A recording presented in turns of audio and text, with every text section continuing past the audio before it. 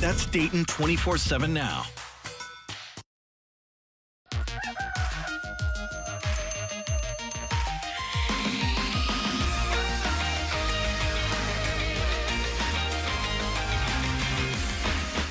Good morning, I'm Nathan Edwards. And I'm Alex King. Here's 3 quick stories to get your day started.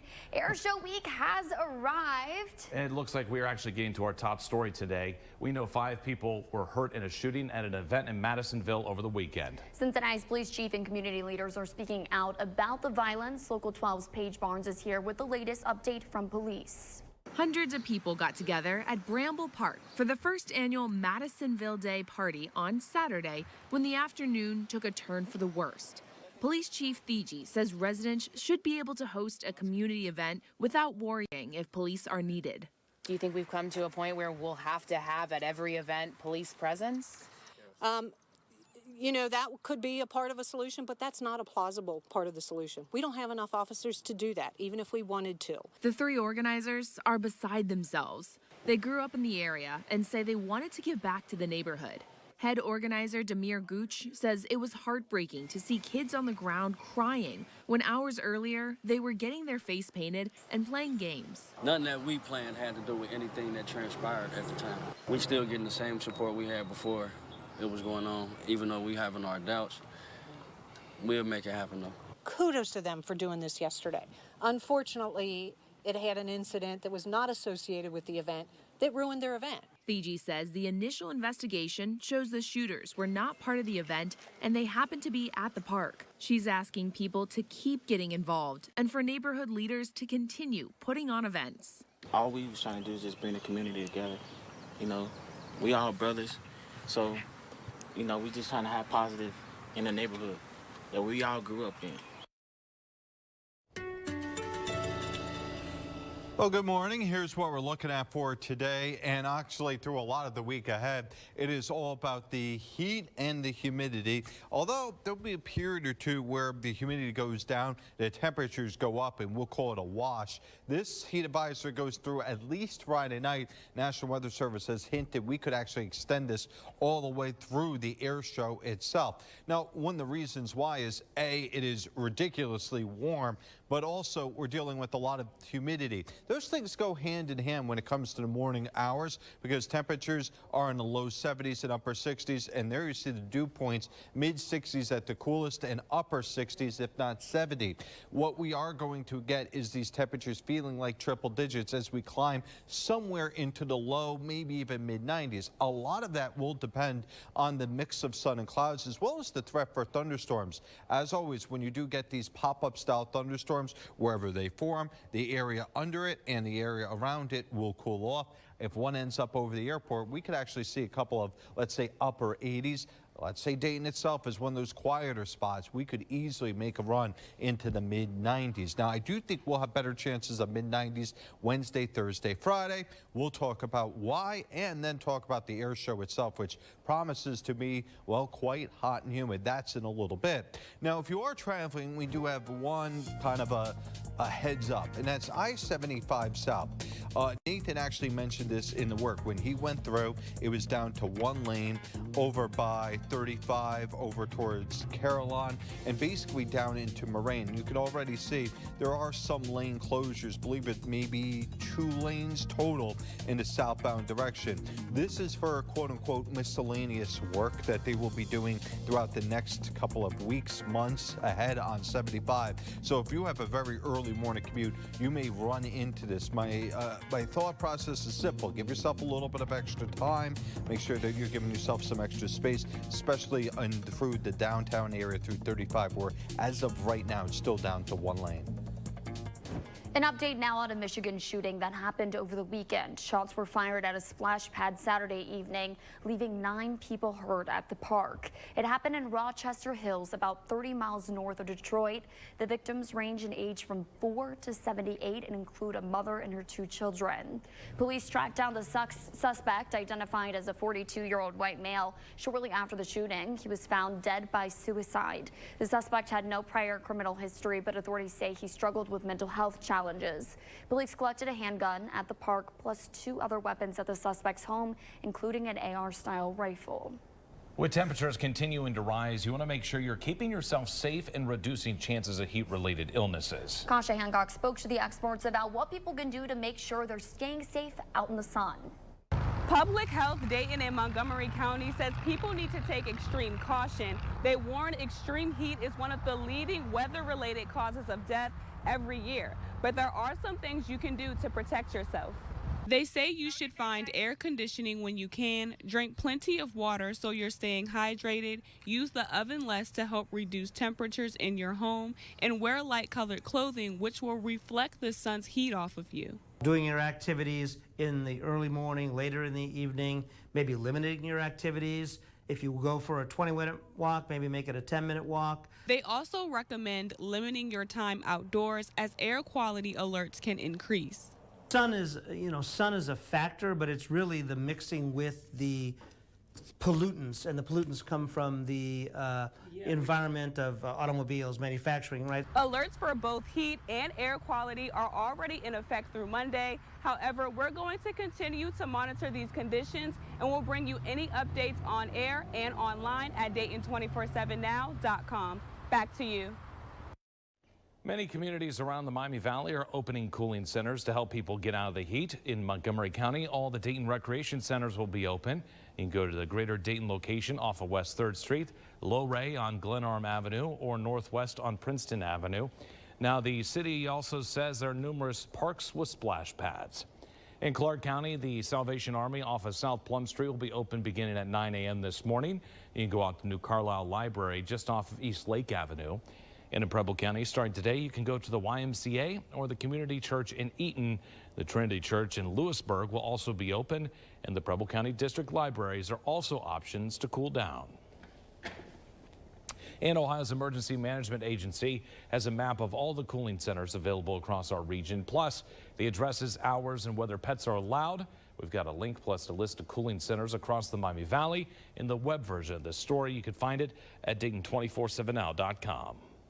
At least one person is now recovering after a shooting early Sunday morning. It happened here off of North Main Street in Dayton near the Sugars Lounge. Montgomery County Regional Dispatch says the call came in around 2:30 a.m. and at least one person drove themselves to Grandview Hospital.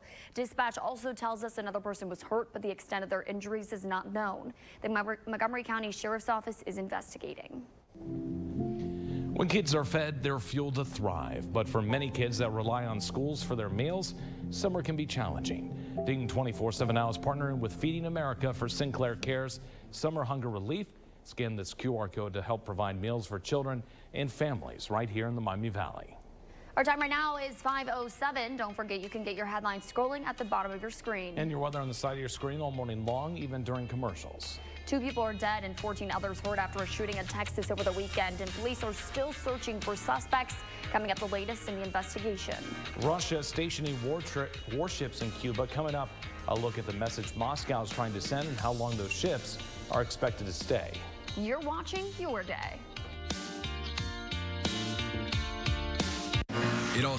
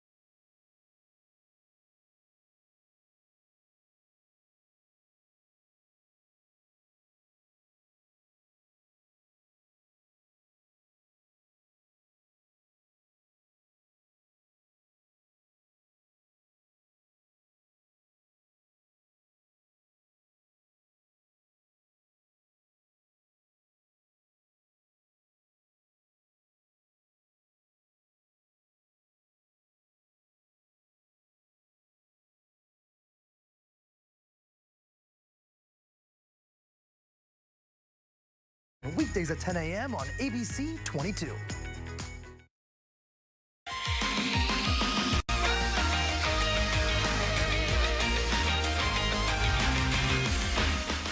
Round Rock police are still hunting for at least one man they say could be responsible for the mass shooting at a Juneteenth festival last night. 2 people are dead and at least 14 people are in the hospital. Michael Atkinson reports now from Round Rock. Authorities in Round Rock say they will identify the 2 victims in Saturday night's mass shooting on Monday, but the suspect or suspects are still at large. Police have a description of one of them, but they say he could be armed and dangerous. A nightmare in Round Rock. A shooting at a Juneteenth parade Saturday night in Round Rock left 2 people dead and at least 14 others injured, ranging in age from 10 to 62. The suspects haven't been caught. We are looking for a black male, 5'7", thin build, approximately 19, 20 years of age, with short dreads, and he was last seen wearing a white hoodie.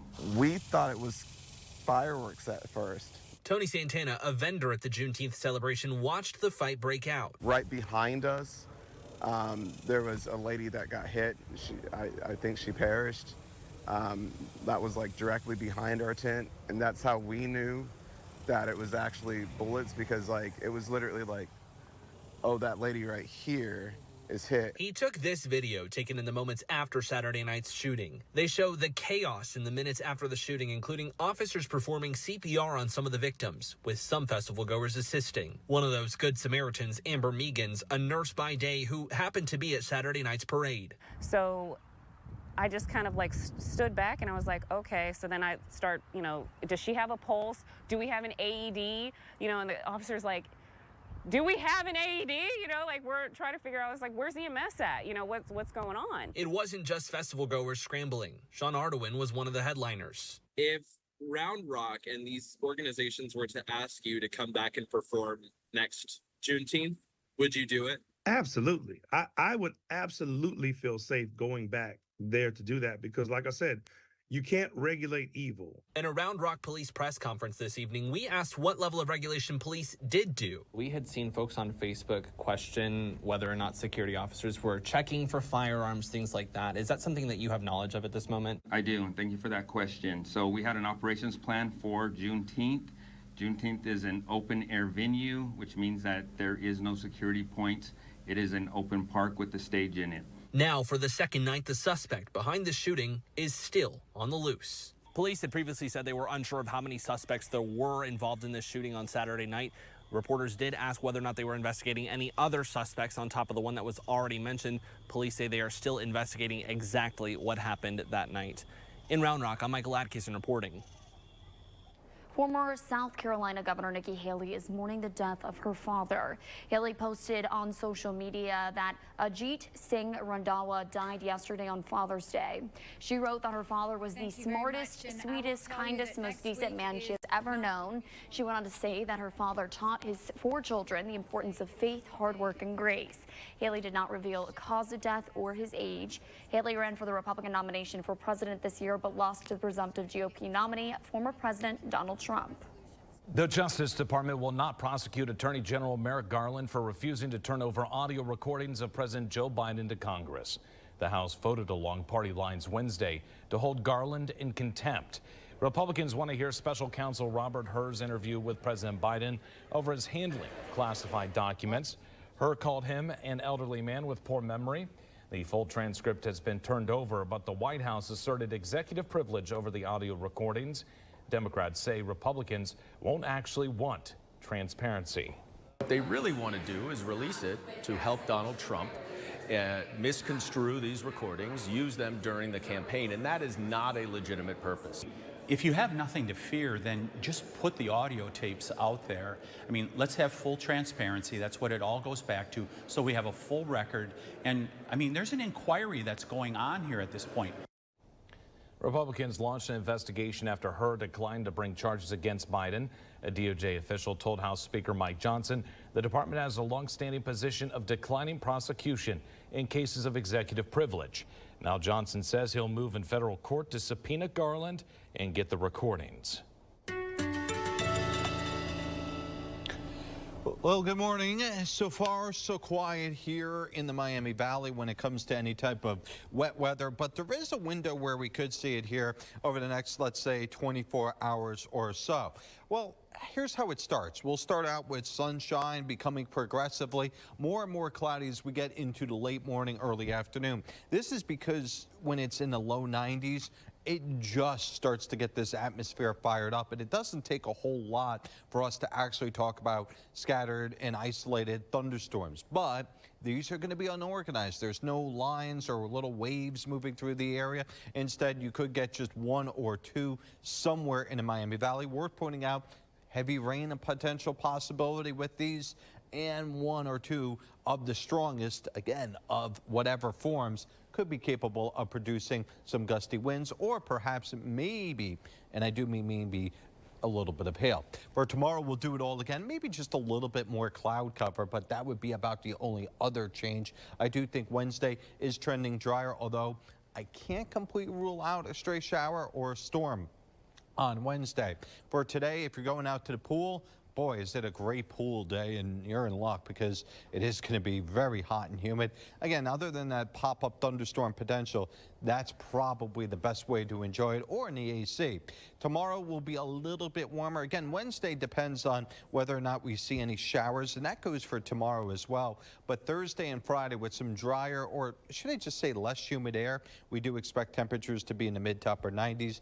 Air show day Saturday looks to be in the mid 90s, and Sunday, despite the threat of rain early, could actually hit 90s. So for all intents and purposes, the only reason we don't have 7 straight days of Alex giving it the thumbs up, well, of course, we've got the air show on Saturday, and that takes precedence. On the roads this morning, we do have, well, actually, I was going to say a little bit of traffic construction, but it does look like they've reopened the lanes even through downtown. So earlier this morning, down to 1 lane, but that was expected to wrap up by sometime this morning. Right for now, there's still going to be some lane closures or perhaps maybe crews cleaning up some of the cones. It is moving, though. You just may want to give yourself a little bit of extra time over the next, let's say, half hour as the crews move out of the area.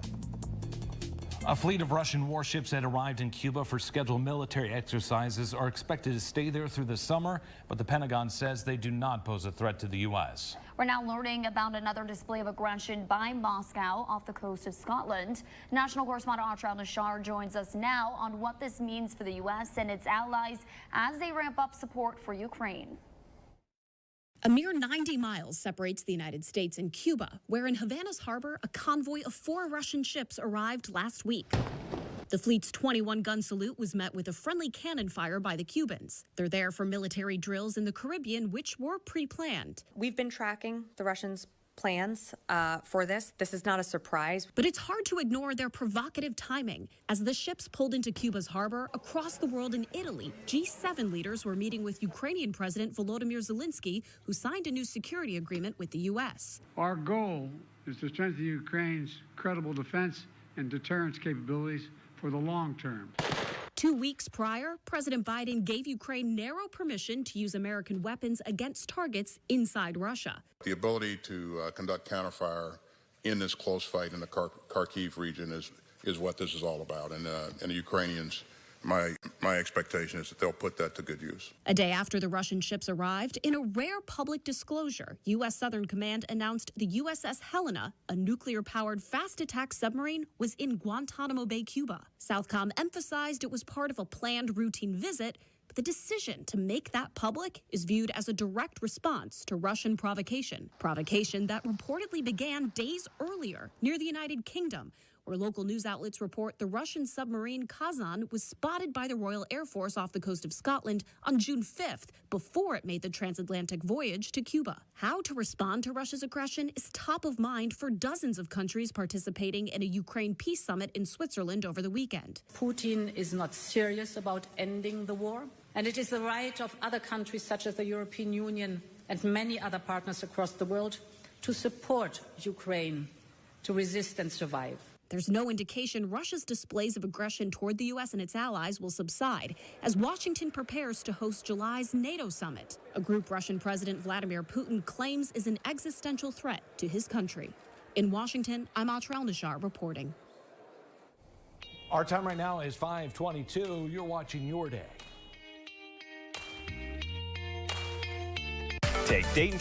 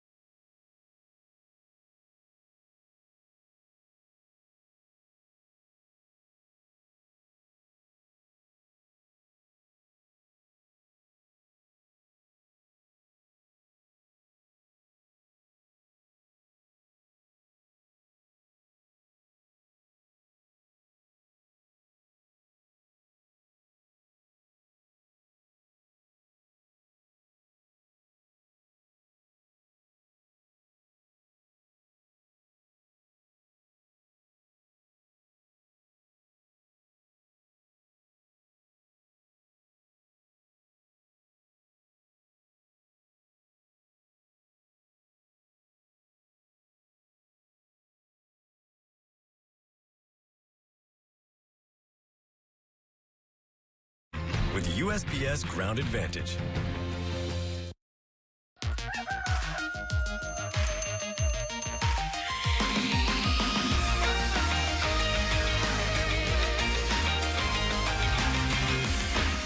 Good morning, I'm Nathan Edwards. And I'm Alex King. Here are 3 quick stories to get your day started.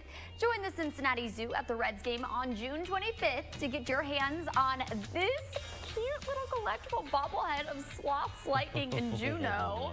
Their bald eagle Sam will also fly during the national anthem, and $2 from every ticket sold will benefit the zoo. I'm literally obsessed with this. This is kind of weird though, like in a cool weird, way. But so cute. I like. It almost reminds me of like Baby Groot in a way. Can Yeah, you see that? Can you kind of get that? Yeah, this is so I love fascinating, it. but I kind of want one. I do too. What a great bobblehead idea. I love it. Genius. Oh my gosh. A giant inflatable green dragon took over the Empire State Building yesterday. Take a look at this. Yeah, wow, that's insane. This is promoting the 2nd season of HBO's Game of Thrones prequel, House of Dragon, which premiered last night on Max. We actually just started rewatching the 1st season so that we can prepare for this. That is so cool. That's really cool. Imagine flying in on I wonder a plane. how and hard seeing that was to do. I don't know. That's pretty wild, though. They need to do like a giant inflatable King Kong on the Empire State Building. That'd be sick. Yes. Yeah. This is going to trigger so many ideas for people. And Daniel Radcliffe won his first Tony Award last night for his performance in the hit Broadway musical Merrily We Roll Along. The Harry Potter alum won the prize for Best Performance by a featured actor. Yeah, this is pretty awesome, and he said he, doesn't want to be solely defined by his Harry Potter success. And Yeah. he's really been great on Broadway. I agree, yeah, and it's really cool. I feel like we're starting to see more and more of like these celebrities joining in on Broadway shows, and it's just cool to see how multi-talented they are. Yeah, he is. He's got the chops. Yeah, definitely. Harry Potter's doing good. Good for him. You're taking a live look at downtown Dayton right now, where we are under a heat advisory this morning. I woke up, I'm like, wow, it's already feeling pretty hot. I had a jacket on. Definitely did not need it. It's definitely already a little toasty out there. Yeah. And we're expecting multiple days above 90s as we inch closer to the air show. Meteorologist Nick Mroziak joins us now with what we can expect.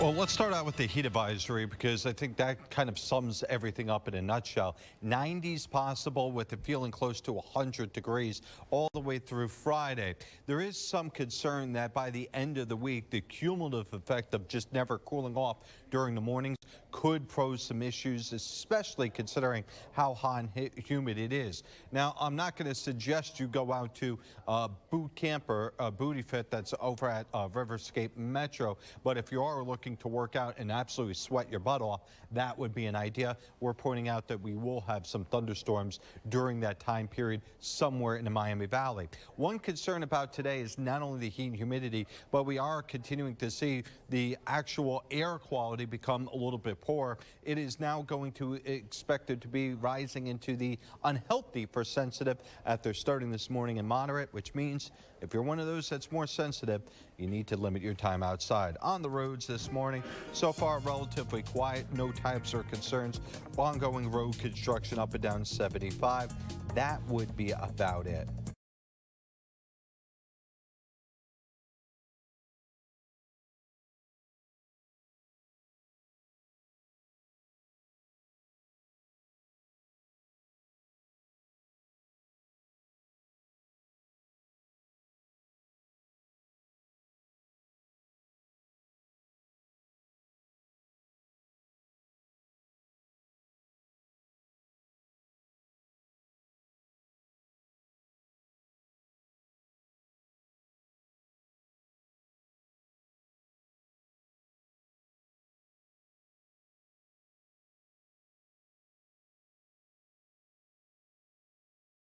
Fitness that is the first of its kind in our country. On Liz Bonus, we're going to show you how it works. Got to go play. It is just ahead. You're watching Your Day. Play free.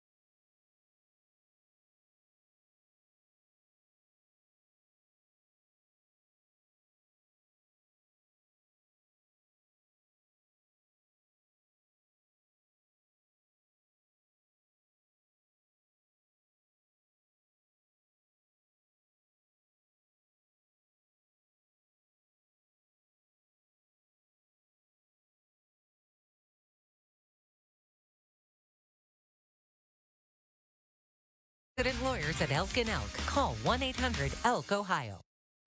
At Tesla's annual meeting in Austin, Texas, the EV maker announced shareholders voted in favor of reinstating CEO Elon Musk's big $45 billion pay package, despite slumping sales and a sliding stock price. However, a Delaware judge nullified Musk's compensation plan, and Tesla is expected to appeal.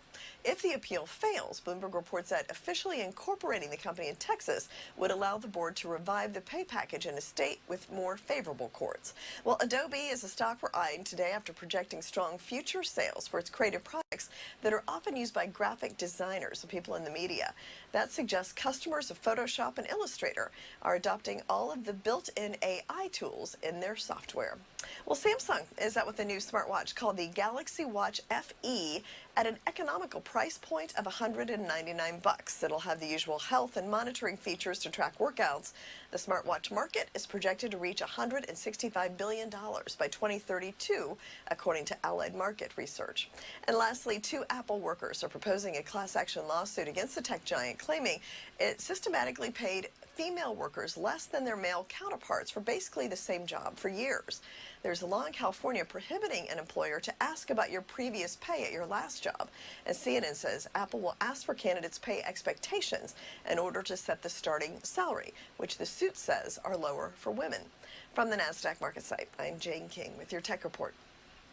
Many families trying to beat the heat this summer are turning to a unique kind of indoor air-conditioned fitness.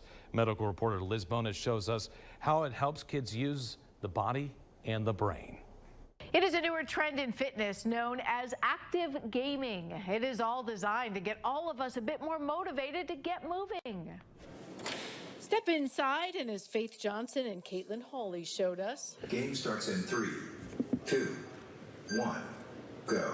That movement starts pretty quickly. They're both 12 and found out if you're not quite quick enough, too slow, you'll know it. And that's exactly the point. General Manager Kevin Carter here at Ohio's first active gaming experience told me. The company claims to be the first in the world to offer this form of whole body gaming. We consider ourselves an immersive gaming experience. So what we mean by that is you're kind of using your body as a controller for the games. It has about 24 sites now across the U.S. Welcome. Game starts in 3, 2, 1, go. As I found out, you go in one of several full-size gaming rooms where your brain and your body have to work together. In this one, for example, the goal is to find the matching light and hit it first.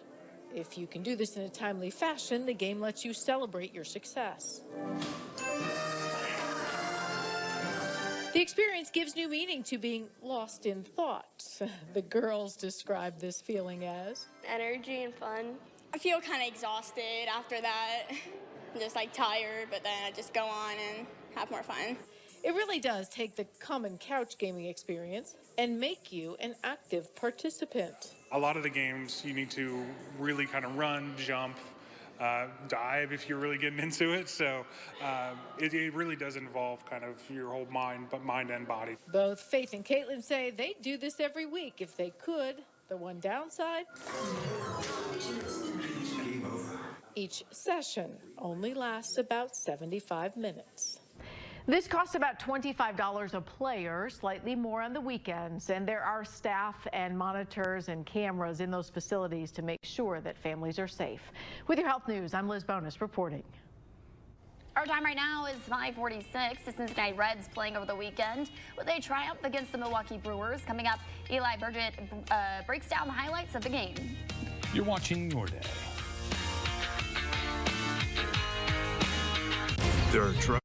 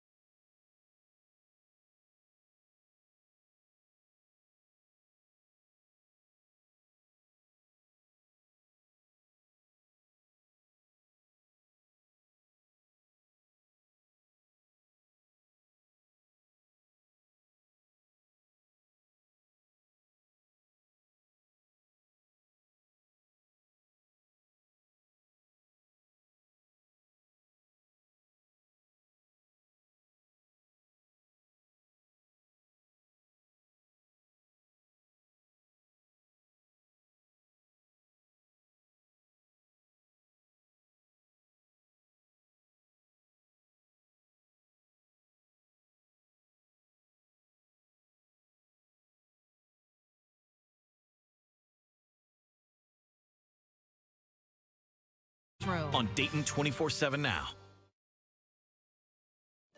The Dayton 24/7 Now News app, brought to you by the Jeff Schmidt Auto Group.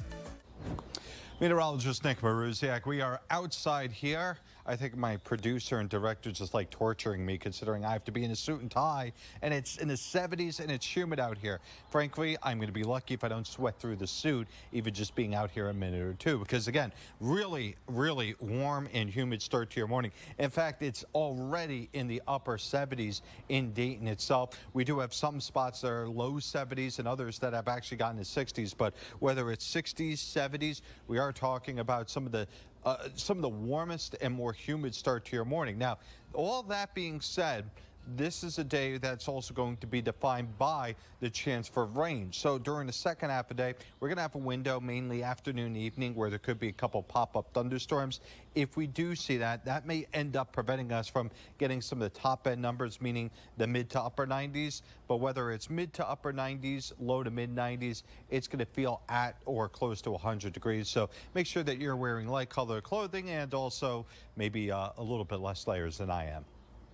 Hello, everyone. I'm Eli Burgett, filling in for Matt Digby with a look at sports. Early on Sunday afternoon, the Cincinnati Reds took on the Milwaukee Brewers at American Family Stadium in an interdivision matchup. The Reds were looking for some redemption after falling to the Brewers in Saturday night's contest 1-3, but they came up short once again. The Reds jumped out to an early 3-0 lead by the end of the third inning, courtesy of a couple runs scored by Ellie De La Cruz and a solo home run from Spencer Steer. But not so fast. The Brewers bounced back in the 5th and 6th with an RBI from Jackson Churio and a 3-run homer from shortstop Willie Adams to put them ahead 4-3. The Brewers added another run to their total in the 7th, putting them up 5-3. But De La Cruz was not done yet, hitting a solo home run in the top of the 8th. Brewers lead 5-4. Despite the Reds holding the Brewers scoreless in the bottom of the 8th inning, they could not capitalize on their momentum. Brewers win with a final score of 5-4. Up next, the Reds will be heading over to Pittsburgh to take on the Pirates before coming back home to play the Red Sox on Friday. Moving over to the Guardians, sitting at the 1 spot in the AL Central Division, they fell just short of the Toronto Blue Jays in Sunday night's contest. Toronto captured the momentum early on with a 2-run homer from Ernie Clement to put them up 2-0 in the second inning. Cleveland was able to match that in the top of the 5th inning with a pair of RBIs from Stephen Kwan and Tyler Freeman, but Toronto answered right back with a whopping 5 runs in the bottom of the 5th. Blue Jays lead 7-2. The Guardians put up a fight until the very end, scoring a pair of runs in both the 6th and 9th innings, but they came up just short in the long run. The Blue Jays win with a final score of 7-6. Cleveland is going to take tonight off before heading up to Seattle to take on the Mariners. And then the Dayton Dragons could also not get it done yesterday afternoon in the last series game against the Great Lakes Loons. By the 4th inning, the Dragons had the early advantage, leading 2-1, but the Loons kept chipping back and ended up winning the game 4-2. Up next, the Dragons have a 2-week road trip to West Michigan and Fort Wayne before coming back home in July. Then Bryson DeChambeau managed to win the 124th U.S. Open and capture his 2nd career major. However, he was given quite a scare by Rory McIlroy. The Irishman tallied 4 birdies and a 5-hole stretch to take a surprising 2-stroke lead, but that was quickly turned upside down as he finished with bogeys on 3 of his 4 final holes to see his comeback attempt disappear. Meanwhile, DeChambeau even par through his first 13 holes and finished the tournament at 6 under to seal his 2nd career major. McIlroy finished in 2nd place at 5 under for the tournament. Patrick Cantlay and Tony Finau finished in a tie for 3rd place. Our time right now is 5:52. You're watching Your Day.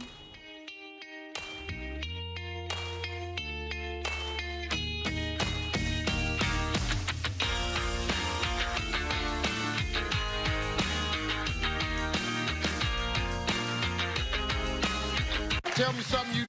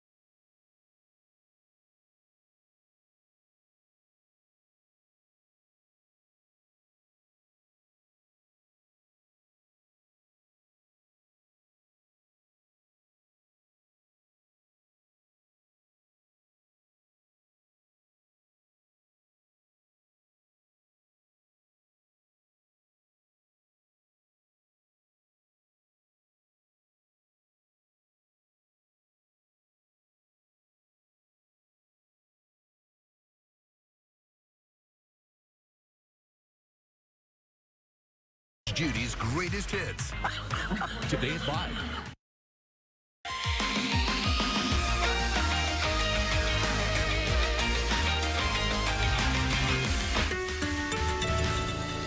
All right, well, today is the pinnacle of a pool forecast day. My neighbors actually just put in an above-ground pool, and I have been meaning to work on my long jump as I hop over their fence to see how it is. Now, that being said, I will say there is the risk of a couple of thunderstorms during the afternoon and evening. Nothing that screams like we're going to definitely get severe weather, but as always, when it's in the low 90s and you have all this heat and humidity, could be a downpour or two, and maybe the strongest of the strong produces some gusty winds as well as maybe some hail. Now, that's all being said. Tomorrow we could do it again. For Wednesday itself, that seems like the day where we may transition out of the hot and very humid and more towards just a plain out hot, hot, hot. Whether or not actually we get upper 90s, I think it really depends on the humidity of every day. Of course, for the air show itself, Saturday and Sunday, that's still going to be plenty warm. Although I don't necessarily think we'll get a lot of rain. It may be a case where we could pick up some very early Sunday. On the roads this morning, no tie-ups, no concerns, just your usual congestion spots. And also we did have a little bit of road construction. Now it looks like all lanes are back, reopened, and moving. It's what your mom likely told you growing up. Eat your vegetables. Well, let today serve you as a reminder to do just that, because it is National Eat Your Vegetables Day. It's tough to find any negatives to eating vegetables. Depending what you choose to eat, there's potassium, fiber, folate, vitamins A and C, and more. Health benefits include helping control blood pressure, plus lowering cholesterol risk of heart disease. Health experts say to get kids eating those vegetables, start them early. Put a small portion on their plate on a regular basis to make it a habit. And we're not only talking to the kids. Eating vegetables is vitally important for adults, too. There are so many ways to enjoy veggies. You can have them raw, cooked, and dressed up with seasonings and dips. The possibilities are really endless. I love me some vegetables. Me too, actually. I may surprise you. It's weird. I definitely like vegetables more than I like fruit. Whoa, that's a hot take. I know. That's a real hot take. I had watermelon this morning. It was very delightful. Yeah. I do love me some watermelon. Yeah, I'm always fruit over vegetables, but that's because I find vegetables, most of them you have to cook. You know, there's very rare ones that I can eat raw. Like, I'll eat a raw carrot, but raw broccoli, just no. Oh, dips in ranch? Yeah, dipped in ranch, so good. No, just the texture and everything, and no, it's just cauliflower. Too much. Oh my God. Love cauliflower. Dip that in some ranch. Snap peas. Ooh. I'm not big on those. Cherry tomatoes. I know you don't like tomatoes. No. Yeah, cherry tomato, just the pop them in your mouth. Yep. But now lettuce, tomato. But then again, Those taste good cooked. yeah. Wait, what? Then Not again, raw tomatoes. Tomatoes are fruit, though, so I guess That's that true. would not qualify. That's why I don't like them. Okay. We got a lot more coming up on your day at 6 a.m.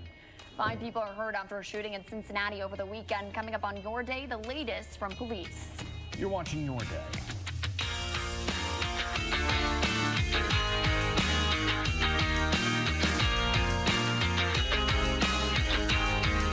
Need inspiration?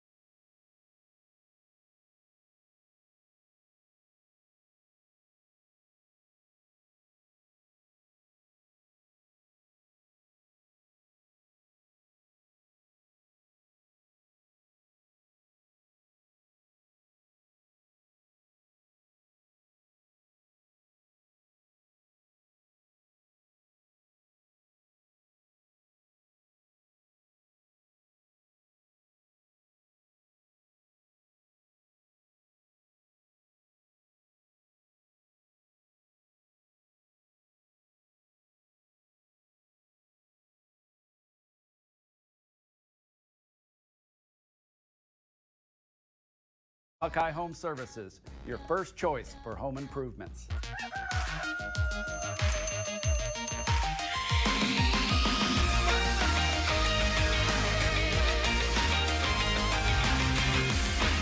Good morning. I'm Nathan Edwards. And I'm Alex King. Here's 3 quick stories to get your day started. Air Show Week has arrived. Get your tickets now to see the Blue Angels take the skies along other amazing acts. Aren't you going to be in one of them here this week? I am tomorrow morning. That's tomorrow? Yeah. How are you? Are you ready? I'm terrified. It's okay. You'll do good. No, I'm really excited, though. I hope they show us the video where you're like passing out and you're like, ah. I'd rather pass out than get sick. Oh, yeah. Good luck with that. Thanks. You'll do well. I'm nervous. I believe in you.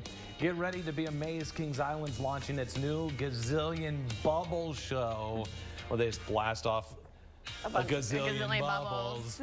This runs through July 7th. Look at that. This is like a whole show that involves bubbles. I think this is so fun. This is like a kid's dream come true. Yeah, seriously. We have Look at all those things. It's always fun when we have like the bubble wands and the boys get mad at it. They're like, why is this working right? Yeah, there's a technique to it. Yeah, shoots out the billion bubbles. Fun. Yeah. Carillon Park's Rail Festival is this upcoming weekend. Don't miss out on the 2-day festival where you can experience live steam engines, model displays, and historical exhibits. This is especially good for kids. You know, a lot of children are obsessed. When I was a kid, one of my favorite shows was Thomas the Tank Engine. Oh, yeah. Yeah. Yeah. I loved it so much. And they have that train that runs through Carillon, so you can get a ride on that as well. I feel like this is such a popular thing to do at Carillon, so it'd be so fun to check out. Yeah, so if you have super little ones who can't make it out to the air show, this might be a good one for that. Absolutely, yeah. We now know 5 people were hurt in a shooting at an event in Madisonville over the weekend. Cincinnati's police chief and community leaders are now speaking out about the violence. Local 12's Paige Barnes is here now with the latest update from police. Hundreds of people got together at Bramble Park for the first annual Madisonville Day party on Saturday when the afternoon took a turn for the worst.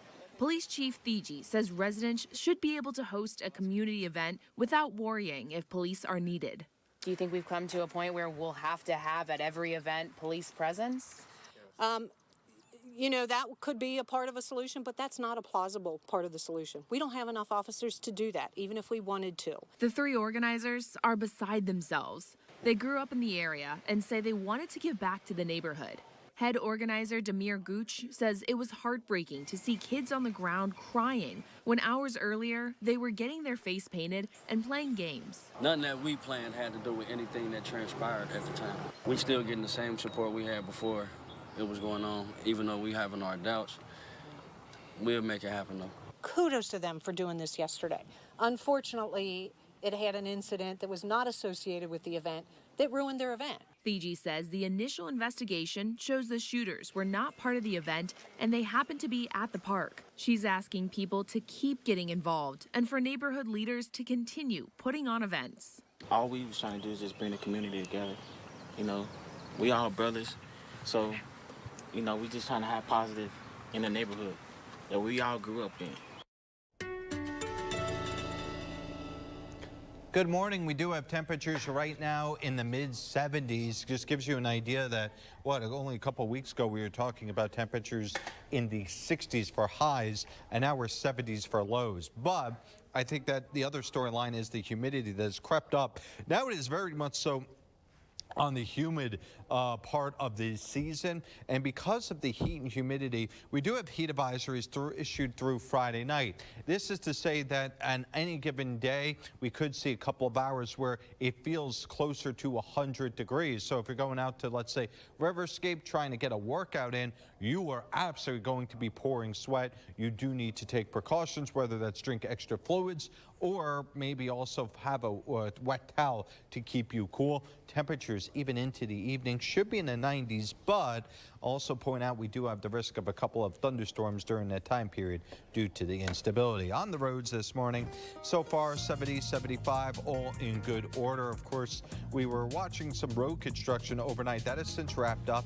Everything at this stage is back and reopened, but we still have the road construction up and down in the Moraine area as well as up towards Wagner Ford. Just give yourself some extra time in those areas as well. An update now on a Michigan shooting that happened over the weekend. Shots were fired at a splash pad Saturday evening, leaving 9 people hurt at the park. It happened in Rochester Hills, about 30 miles north of Detroit. The victims range in age from 4 to 78 and include a mother and her 2 children. Police tracked down the suspect and identified as a 42-year-old white male shortly after the shooting. He was found dead by suicide. The suspect had no prior criminal history, but authorities say he struggled with mental health challenges. Police collected a handgun at the park plus 2 other weapons at the suspect's home, including an AR-style rifle. With temperatures continuing to rise, you want to make sure you're keeping yourself safe and reducing chances of heat-related illnesses. Kasha Hancock spoke to the experts about what people can do to make sure they're staying safe out in the sun. Public Health Dayton and Montgomery County says people need to take extreme caution. They warn extreme heat is one of the leading weather-related causes of death every year, but there are some things you can do to protect yourself. They say you should find air conditioning when you can, drink plenty of water so you're staying hydrated, use the oven less to help reduce temperatures in your home, and wear light-colored clothing which will reflect the sun's heat off of you. Doing your activities in the early morning, later in the evening, maybe limiting your activities. If you go for a 20-minute walk, maybe make it a 10-minute walk. They also recommend limiting your time outdoors as air quality alerts can increase. Sun is a factor, but it's really the mixing with the pollutants, and the pollutants come from the environment of automobiles, manufacturing, right? Alerts for both heat and air quality are already in effect through Monday. However, we're going to continue to monitor these conditions, and we'll bring you any updates on air and online at Dayton247now.com. Back to you. And many communities around the Miami Valley are opening cooling centers to help people get out of the heat. In Montgomery County, all of Dayton's recreational centers will be open. You can go to the Greater Dayton location off of West 3rd Street, Lowray on Glenarm Avenue, or Northwest on Princeton Avenue. The city also says there are numerous parks with splash pads. In Clark County, the Salvation Army off of South Plum Street will be open beginning at 9 a.m. this morning. You can also go to the New Carlisle Library just off of East Lake Avenue. And in Preble County, starting today, you can go to the YMCA or the Community Church in Eaton. The Trinity Church in Lewisburg will also be open, and Preble County District Libraries are also options to cool down. Ohio's Emergency Management Agency has a map of all the cooling centers available across our region, plus the addresses, hours, and whether pets are allowed. We have a link plus a list of cooling centers across the Miami Valley in the web version of this story. You can find it at Dayton247now.com. At least one person is now recovering after a shooting early Sunday morning. It happened here off of North Main Street in Dayton near the Sugars Lounge. Montgomery County Regional Dispatch says the call came in around 2:30 a.m. and at least one person drove themselves to Grandview Hospital. Dispatch also tells us another person was hurt, but the extent of their injuries is not known. The Montgomery County Sheriff's Office is investigating. When kids are fed, they're fueled to thrive, but for many kids that rely on schools for their meals, summer can be challenging. Dayton 24/7 Now is partnering with Feeding America for Sinclair Care's Summer Hunger Relief. Scan this QR code to help provide meals for children and families right here in the Miami Valley. Our time right now is 6:08. Don't forget you can get your headlines scrolling at the bottom of the screen. And your weather on the side of your screen all morning long, even during commercials. You're watching Your Day. The exclusive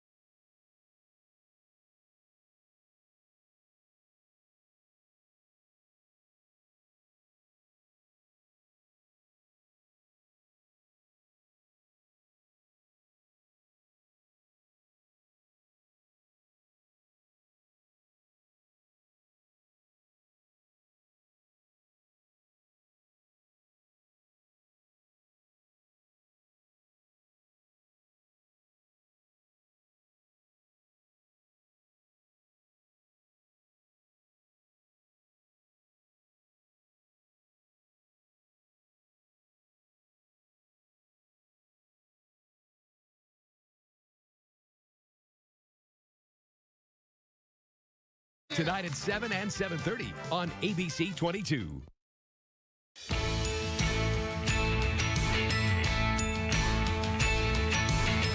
Show Us Something Good is sponsored by Gordon Food Services.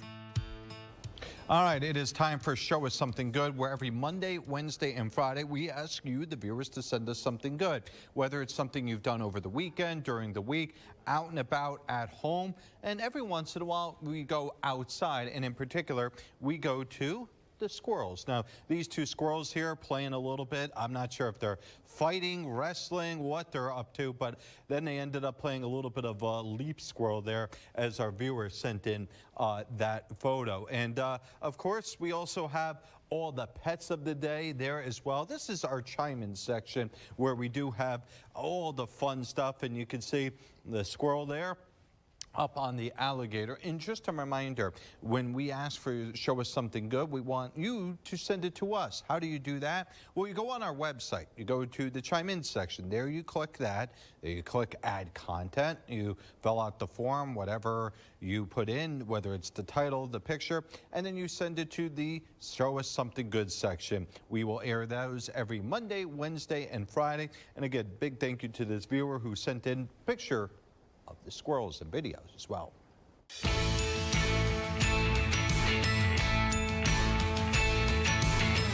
Show Us Something Good was sponsored by Gordon Food Services. Our time right now is 6:13. You're watching Your Day.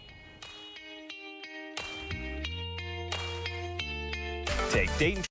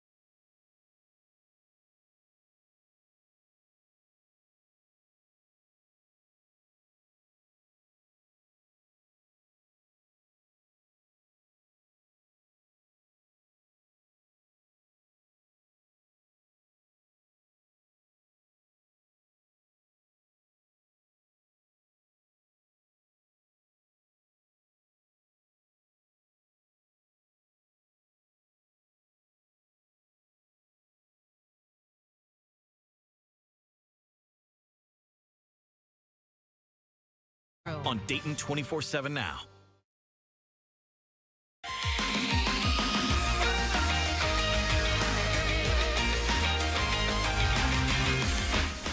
Former South Carolina Governor Nikki Haley is mourning the death of her father. Haley posted on social media that Ajit Singh Randhawa died yesterday on Father's Day.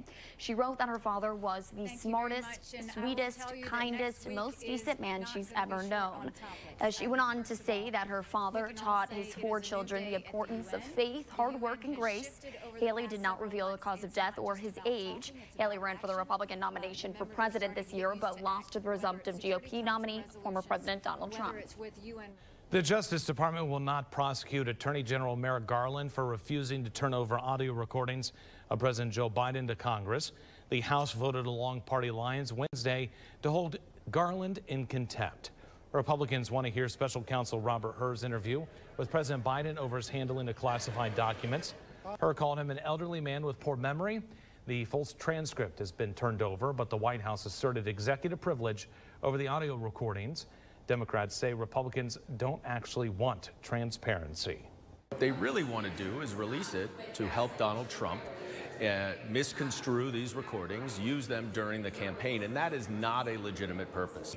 If you have nothing to fear, then just put the audio tapes out there. I mean, let's have full transparency. That's what it all goes back to. So we have a full record. And I mean, there's an inquiry that's going on here at this point. Now, Republicans launched an investigation after Hur declined to bring charges against Biden. A DOJ official told House Speaker Mike Johnson the department has a longstanding position of declining prosecution in cases of executive privilege. Now, Johnson says he'll move in federal court to subpoena Garland to get the recordings. Well, good morning. We do start things out here in the splash pads in Dayton because, well, it's one of those mornings where I could see a lot of kids. I believe this is the Fairway Park area of Dayton at the Fairview Park. Thank you. Sorry. Fairview Park. I knew I was going to mess that up. But you know what? Today, a day where I would expect a lot of kids to be out and about, whether it's splash pads, whether it's in the neighborhood pools, or just bouncing around house to house. I know a lot of the kids in my neighborhood like to do that, and it's just always fun to see them doing that. Now, that being said, there's still a window for us to see some showers and thunderstorms. So especially if your kid is one of those that I'm going to call them the latchkey kids, if you will, you may want to just remind them, hey, if you start hearing thunder, start going inside, because we could see a couple of showers and thunderstorms during the afternoon, evening. Those will wrap up by the first part of overnight. For tomorrow morning, probably more clouds than sun. Tomorrow, more clouds than sun with just an isolated shower or thunderstorm possible during the day. Tuesday, Wednesday, I still think that's the transition day from our hot and humid weather into just more or less hot weather. But there still is the threat of a couple of storms. The main afternoon, somewhere around the evening, could be some heavy rain. The strongest of the strong could produce some gusty winds or maybe even some hail, although that would be brief and likely to only affect 1 or 2 spots if it affects anybody at all. Rest of the forecast, air show Saturday and Sunday, still plenty warm for that. There is going to be a period or two where later on this week we could be up around the record tying temperatures. Thursday and Friday have that very close to record tying temperatures, but it's still going to be very, very hot even if we don't tie records. On the roads this morning, US 40 near Dogleg Road, we do have 1 incident there. Other than that, everything seems to be okay thus far. Our time right now is 6:19. You're watching Your Day. Sponsored by the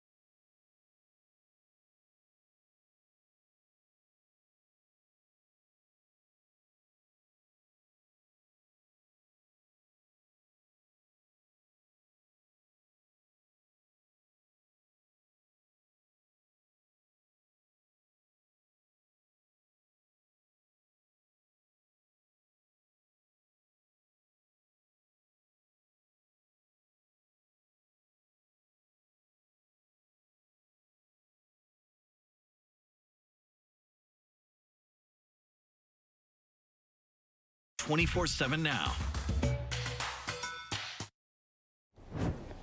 Time for Pet of the Day, and Milo joining us. Milo, I believe we aired last year sometime, maybe it was earlier this year, but Milo, about a 5-year-old dog, and you may remember that Milo is a cat chaser. Does not like the neighborhood cats, and I can tell you this much, Valkyrie is the same thing. Valkyrie used to chase the neighborhood cats out of the yard, and also whenever we were on trails back a couple of years ago. Now, she just prefers the comfort of the backyard, or actually the comfort of the house, because it is air conditioning. Speaking of, perhaps your pet is going to be out and about today. Make sure that they have an extra thing of water, maybe a good shady spot. If they have a dog house or something like that, it's always a good idea, because it is going to be really intensely hot and humid. We're going to start out with sunshine and temperatures mid-80s by 10 a.m. By noontime, up around 90 degrees, then low, maybe even mid-90s during the afternoon and evening. This is the time period of greatest concern for us to really start talking about intense heat. That's why we do have that heat advisory, is because this time period from 2 to 6 p.m. could feel like the triple digits.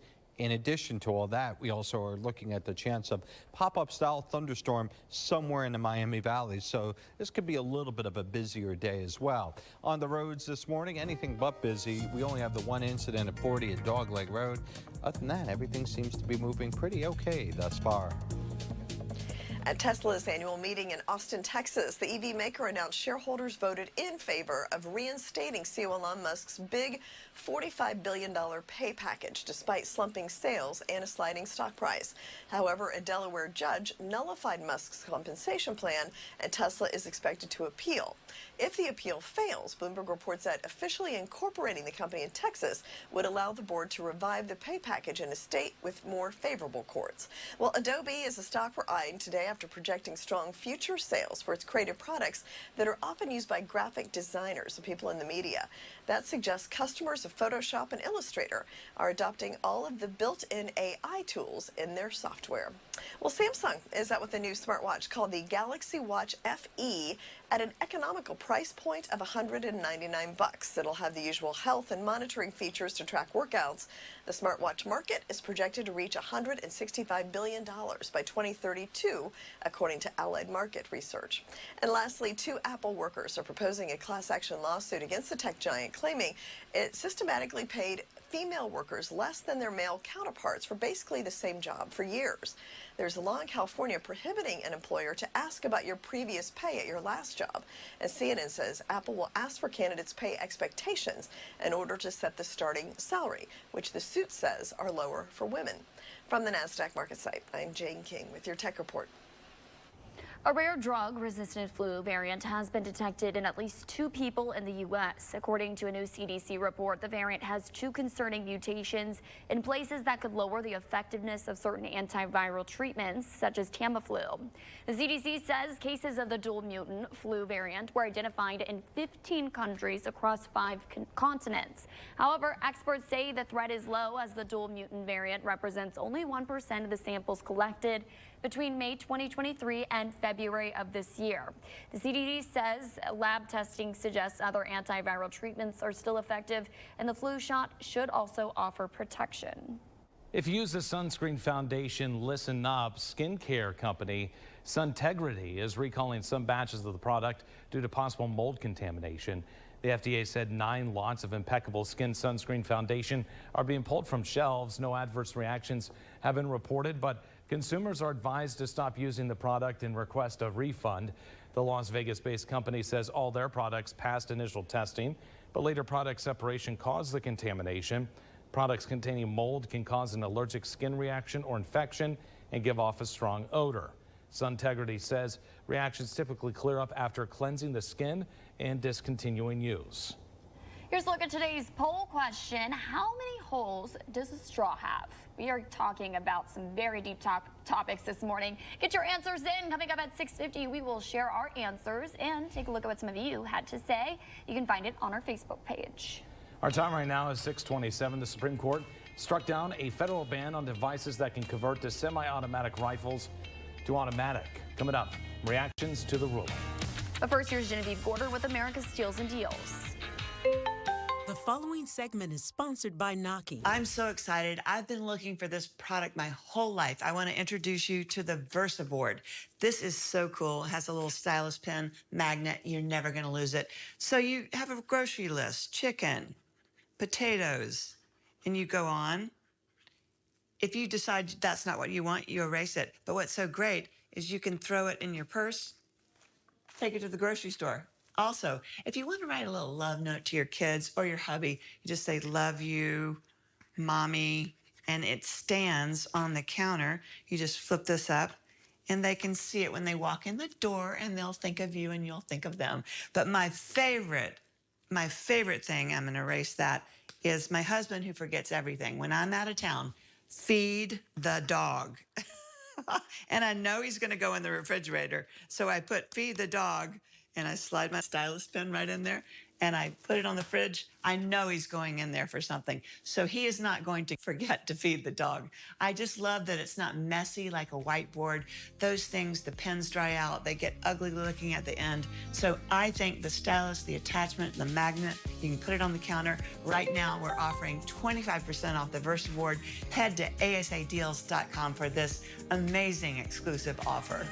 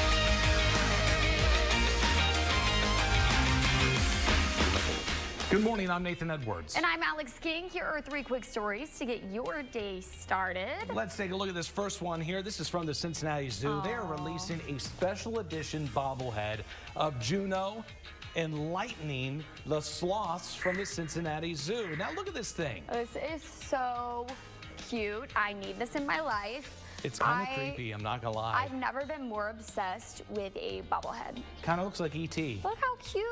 Yeah, I love it so much. I love sloths. This head kills me though. It's kind of funny, isn't it? Yeah. So you can get this at the Reds game on the 25th of so this cute. month. Someone get one for me. Yes. And a giant inflatable green dragon took over the Empire State Building. Take a look at this. This is crazy. This was yesterday, and it's to promote the second season of HBO's Game of Thrones prequel, House of the Dragon, which premiered last night on Max. Did you watch Game of Thrones? I watched one season, and I'm like, this isn't for me. Really? I know. I'm one of the rare people who are like, I'm good. Oh, we're obsessed with Game of Thrones in our house. House of Dragon's really great as well. I wasn't as into it as Game of Thrones, but I'm excited for this next season. So. I'm too busy watching reruns of Diners, Drive-Ins, and Dive-Ins and Drives. Why? I can't even say it right now. Boo. Guy Fieri, welcome to Flavor Town. And Daniel Radcliffe won his first Tony Award last night for his performance of the hit Broadway show, Merrily We Roll Along. The Harry Potter alum won the prize for Best Performance by a featured actor. And he was just so excited when he won the award. And when his fellow performer, Jonathan Groff, also won, he just went nuts. It's very exciting stuff. He's obviously very talented. It's hard to get past. He will always be Harry Potter to me. But I'm glad he's just continuing to do different things. Because, you know, Harry Potter's set him up for life. So he really doesn't need to. The weird indie films he does are some of my favorite. Agreed. You're taking a live look at downtown Dayton this morning. Ooh. A little spider really crawling on the pretty. screen up there. How about that? Looking warm. It's going to be a hot one today, Alex. Yeah, it's already hot out there, and we are expecting multiple days above 90s as we inch closer to the air show. So meteorologist Nick Maruziak joins us now with what we can expect. Well, we do expect there to be a heat advisory at least through Friday night, if not Saturday. So even the air show may see temperatures that feel closer to 100 degrees. Meanwhile, speaking of near 100-degree temperatures, if you're going out to Riverscape, of course, they've got their activities there. And today is the workout duo. We could be looking at a couple of thunderstorms in the area, but otherwise it's going to feel like it's closer to triple digits as well. In addition to all the hot and humid weather, the air quality is not going to be particularly that great. It's actually going to get into the unhealthy for sensitive. So if you are more sensitive, meaning you have respiratory, you're really young or older, this is a time period where you do need to take precautions or perhaps limit your time outside during the heat of the day. And if you want to help the environment, well, don't run your car as much, and also maybe ditch the lawnmower outside, at least during the heart of the day. We're pointing out that I'm not sure many of us are mowing because it's been relatively dry. The grass isn't exactly growing. On the roads this morning, 70, 75 in good order. US 40 Dogleg Road, the only incident thus far. The IDF is announcing it will pause activity during the day along a main road in southern Gaza to allow aid to enter the region. Israeli officials say there are currently about 1,000 trucks worth of supplies held at the Kerem Shalom crossing in southern Israel. It's the main point of entry for humanitarian aid for Gaza.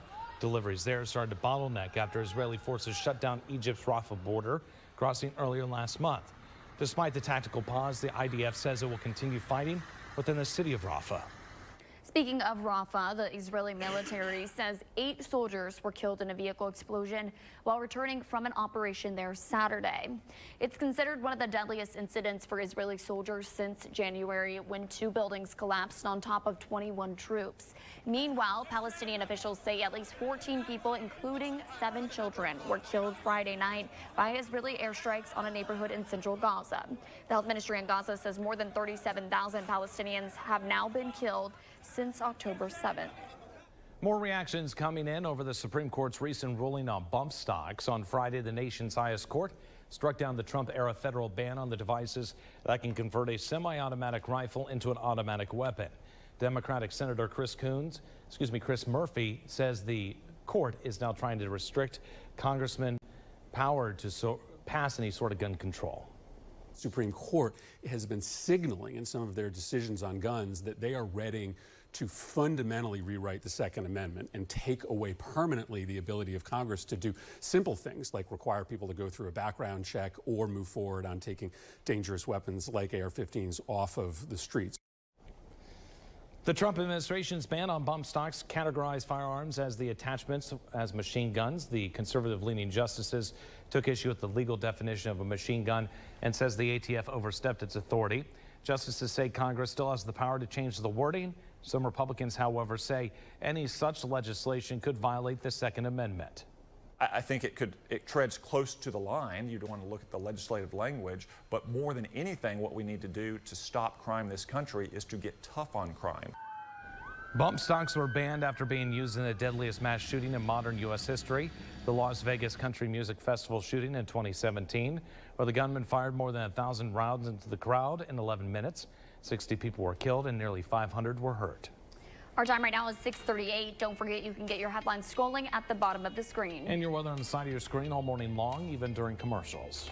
Today in Grant Me Hope, we introduce you to a 14-year-old who loves sports and the outdoors. Just ahead, why Adam wants to be an artist and what he's looking for in a family. You're watching Your Day. All these games on DirecTV and no satellite on the roof. Think about this. Blue Jays, Cardinals, Orioles. What's missing? The Andean condor? No, walnut brain. Pigeons. They'd rather name a team after socks. To be fair, we're not very athletic. All these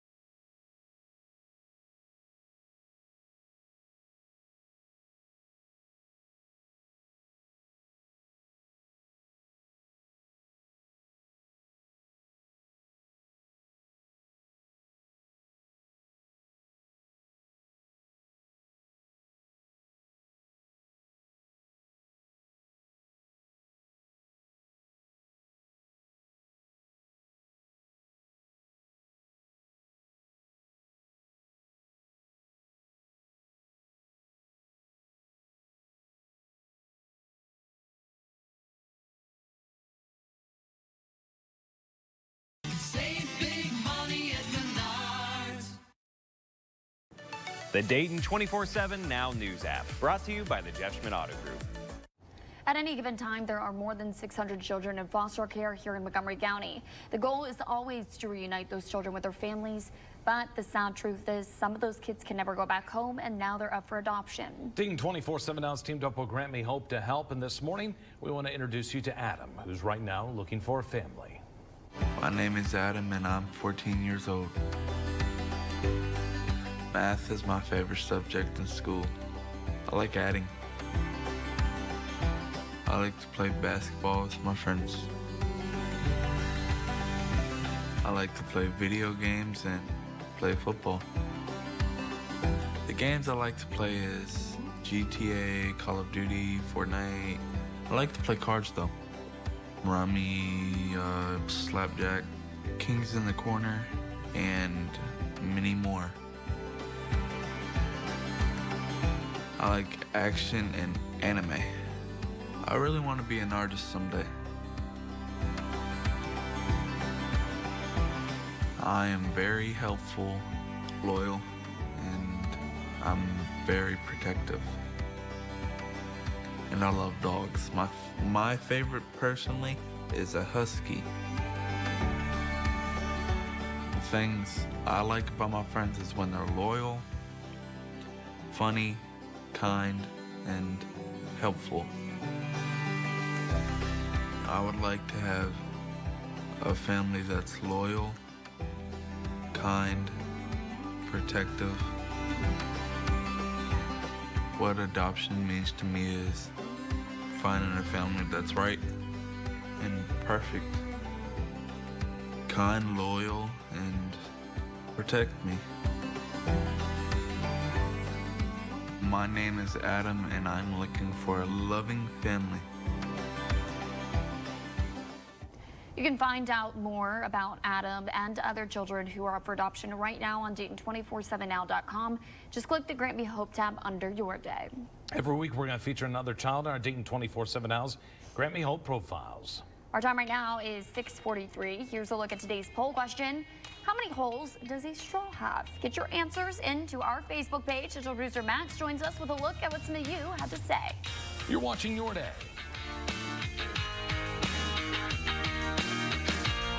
Your Day is sponsored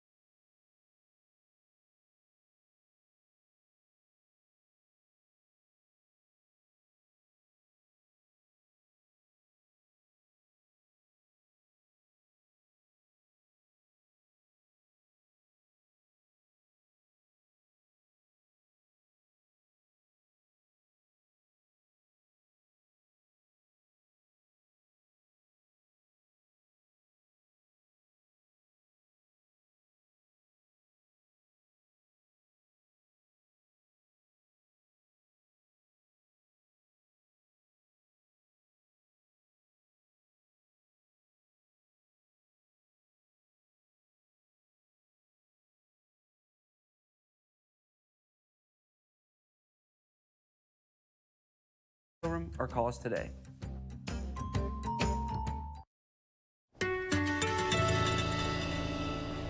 Well, the sun is out today, and it is going to be a hot one.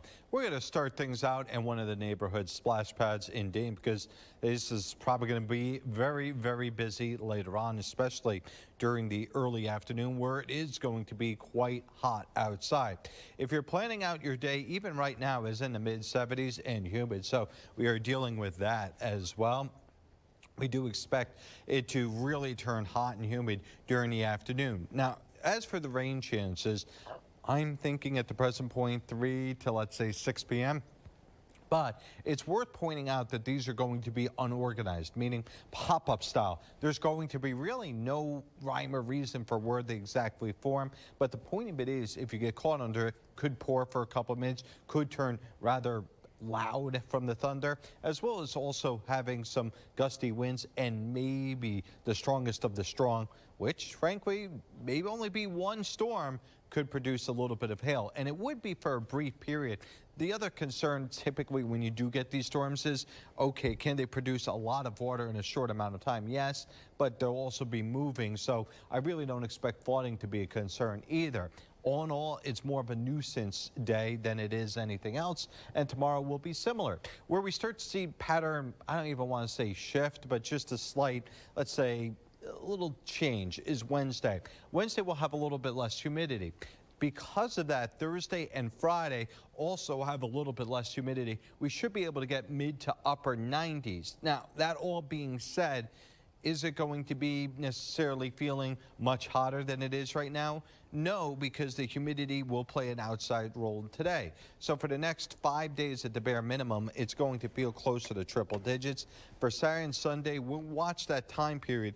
We could extend the heat advisory one more day, but either way, whether it's mid-90s, it's going to feel very hot outside, especially if you're going to the air show or doing anything outside near Blacktop. On roads this morning, so far it is so quiet.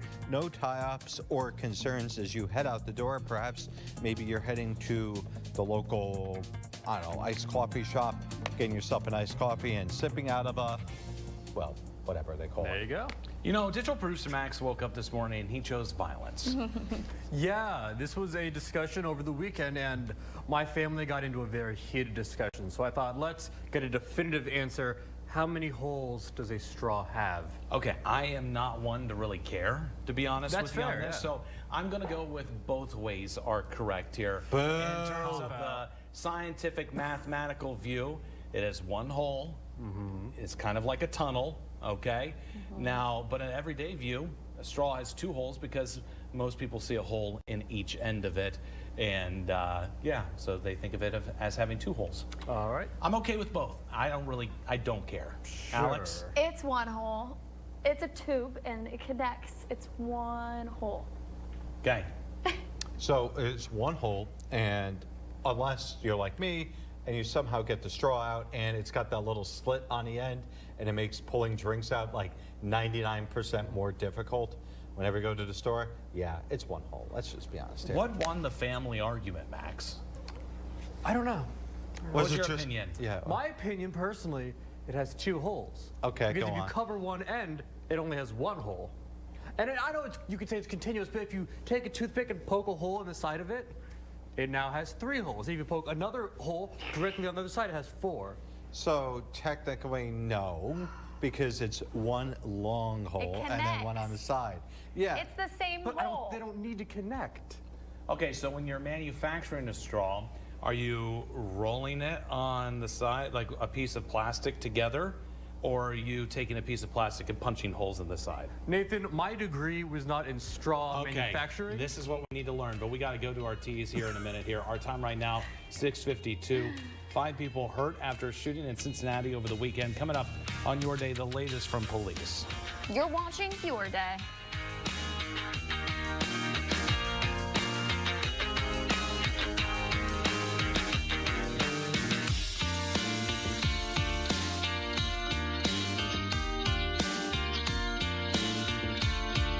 Sponsored by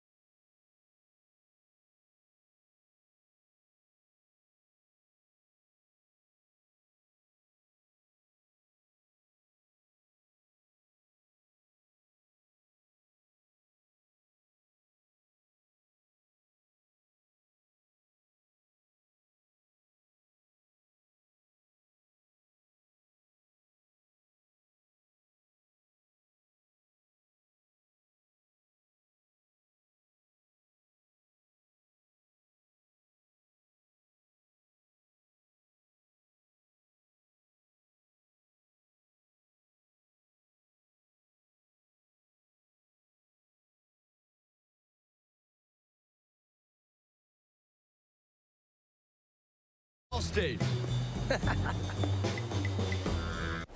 We now know 5 people were hurt in a shooting at an event in Madisonville over the weekend. Now, Cincinnati's police chief and community leaders are speaking out about the violence. Paige Barnes is here now with the latest update from police. Hundreds of people got together at Bramble Park for the first annual Madisonville Day party on Saturday when the afternoon took a turn for the worst.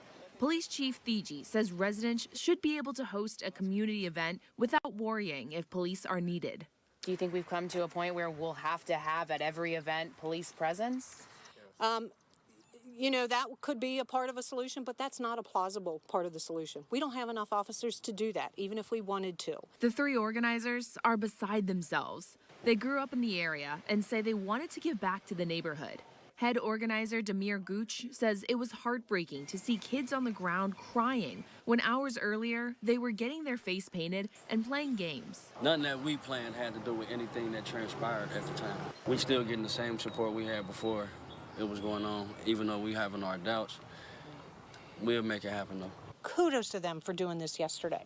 Unfortunately, it had an incident that was not associated with the event that ruined their event. Thigi says the initial investigation shows the shooters were not part of the event and they happened to be at the park. She's asking people to keep getting involved and for neighborhood leaders to continue putting on events. All we was trying to do is just bring the community together. You know, we all brothers, so, you know, we just trying to have positive in the neighborhood that we all grew up in. An update now on a Michigan shooting that happened over the weekend. Shots were fired at a splash pad Saturday evening, leaving 9 people hurt at the park. It happened in Rochester Hills, about 30 miles north of Detroit. The victims range in age from 4 to 78 and include a mother and her 2 children. Police tracked down the suspect, identified as a 42-year-old white male. Shortly after the shooting, he was found dead by suicide. The suspect had no prior criminal history, but authorities say he struggled with mental health challenges. Police collected a handgun at the park, plus 2 other weapons at the suspect's home, including an AR-style rifle. With temperatures continuing to rise, you want to make sure you're keeping yourself safe and reducing chances of heat-related illnesses. Kasha Hancock spoke to the experts about what people can do to make sure they're staying safe out in the sun. Public Health Dayton and Montgomery County says people need to take extreme caution. They warn extreme heat is one of the leading weather-related causes of death every year. But there are some things you can do to protect yourself. They say you should find air conditioning when you can, drink plenty of water so you're staying hydrated, use the oven less to help reduce temperatures in your home, and wear light-colored clothing which will reflect the sun's heat off of you. Doing your activities in the early morning, later in the evening, maybe limiting your activities. If you go for a 20-minute walk, maybe make it a 10-minute walk. They also recommend limiting your time outdoors as air quality alerts can increase. Sun is a factor, but it's really the mixing with the pollutants, and the pollutants come from the environment of automobiles, manufacturing, right? Alerts for both heat and air quality are already in effect through Monday. However, we're going to continue to monitor these conditions, and we'll bring you any updates on air and online at Dayton247now.com. Back to you. Many communities around the Miami Valley are opening cooling centers to help people get out of the heat. In Montgomery County,